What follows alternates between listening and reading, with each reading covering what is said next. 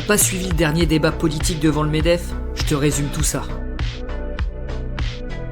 Pour commencer, Gabriel Attal. Lui, il dit « Arrêtons les vieux réflexes ». Il veut que l'argent circule plus facilement vers les entreprises. Il mise sur l'intelligence artificielle. Son message, si les boîtes tournent, l'emploi suit. Il promet de la stabilité pour qu'on sache où on va. Bruno Retailleau.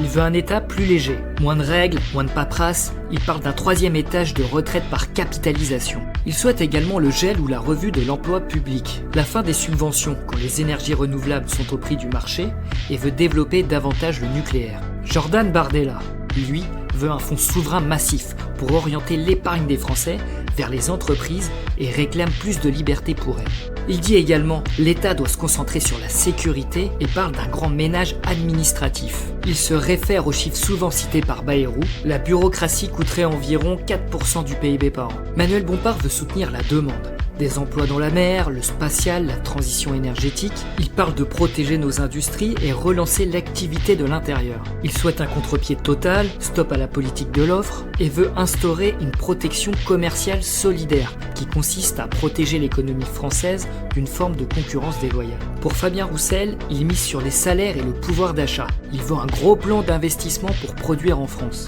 Objectif : des usines, des emplois stables et vivre dignement de son travail avec une hausse générale des salaires. Il juge le SMIC trop bas.